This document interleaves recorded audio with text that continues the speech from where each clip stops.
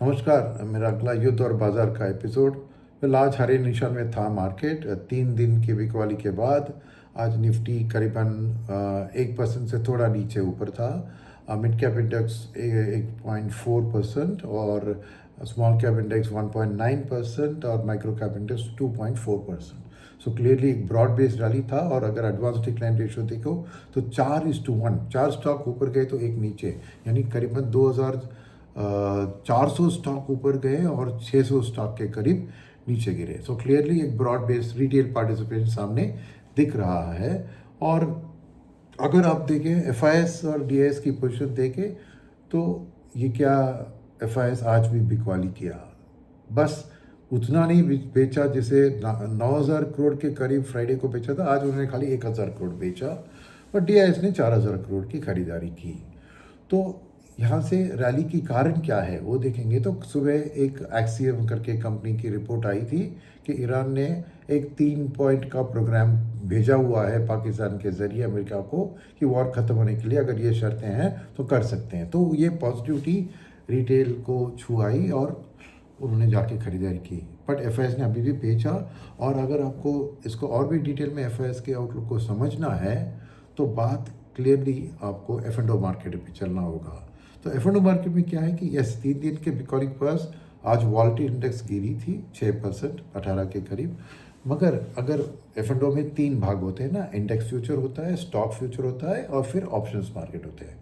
तो इंडेक्स की फ्यूचर्स में देखें तो आज एफआईएस ने 41,000 शॉर्ट कॉन्ट्रैक्ट्स ऐड किए ताकि अभी 2.5 लाख से ज़्यादा उनका शॉर्ट पोजीशन है। इनफैक्ट लॉन्ग शॉर्ट रेशियो देखो तो 31:69 है, राइट। सो क्लियरली एफआईएस का बहुत बैरिश पोजीशन था। मगर रिटेल ने आज 30,000 लॉन्ग फ्यूचर्स कॉन्ट्रैक्ट्स ऐड किया है। तो वो opposite side of the FIs में है retail as far as the index futures. Stock futures में देखें तो एफआईएस एक्चुअली अब तक नेट लॉन्ग थे। आज उन्होंने 50,000 कॉन्ट्रैक्ट नेट लॉन्ग के कम किए, तो उधर भी एक less bullish stance stock futures में भी उन्होंने अपनाया है। और ऑप्शंस की बात करें तो नेट शॉर्ट में 2 लाख शॉर्ट उन्होंने कॉल्स बेचे हैं और डाउन साइड प्रोटेक्ट करने के लिए पुट्स खरीदे हैं, उसमें 4 लाख पुट खरीदे हैं। तो क्लियरली एफआईएस को डर है कि इस स्थिति में राइट शॉर्ट बैरिश पोजीशन रखें मगर डाउन साइड को भी प्रोटेक्ट कर रहे हैं। तो वो एकदम एक बैरिश मूव के लिए प्रिपेयर्ड है। क्यों ये? क्योंकि ये खबर आई फिर भी आज ब्रेंट क्रूड का तेल 3% बढ़ा $108 तक। तो क्लियरली एफआईएस के मन में इसका इम्पैक्ट इंडियन इकोनॉमी के ऊपर, इन्फ्लेशन के ऊपर और इंडियन करेंसी के ऊपर भारी पड़ेगी और यही उनका अप्रोच है। अब सेक्टरली देखें तो क्या हुआ है, सेक्टरली देखें तो आज पहली बात है कि फार्मा, रियल्टी, कंज्यूमर जो ब्रॉड बेस रिटेल बाइंग और डीआई बाइंग के कारण बढ़े। और फार्मा में सन फार्मा ने एक बहुत बड़ी कंपनी की खरीदारी की अनाउंसमेंट की, उसके कारण वो स्टॉक चला तो फार्मा इंडेक्स भी अच्छा चला।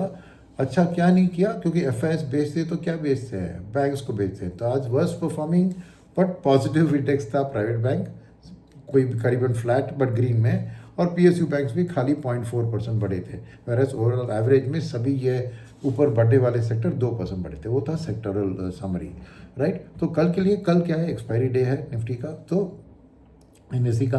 तो उस हिसाब से अब गिफ्ट निफ्टी में देख रहा हूँ अब रात को 10 बजे तो ये फ्लैट ग्रीन पे दिख रहा है। तो एक शांति से कल शायद कल का जो एक्सपायरी डे है चलना चाहिए, मगर रात की खबर का इंतज़ार करेंगे। और खबर अच्छी नहीं आई तो एफआईएस ने इतना शॉर्ट बिल्डअप किया तो वो प्रॉफिट करने के लिए और अपना शॉर्ट एक्सटेंड के लिए तैयार है। मगर खबर अच्छी आ गई तो रिटेल का एक नेट लॉन्ग पोजीशन जो है उससे रिटेल को फ़ायदा हो सकता है। और नेचुरली ऑपोजिट हुआ तो एफआईएस का वहाँ नुकसान और यहाँ पे रिटेल का, एफआईएस का प्रॉफिट हो सकता है अगर बुरी खबर आई और तेल और भी 110-15 की ओर गया तो, और रिटेल का नुकसान होगा। तो उम्मीद करते हैं कि कल शांति से ये सब चले और खबर भी अच्छी आए। और मिलते हैं मेरे अगली एपिसोड में। धन्यवाद।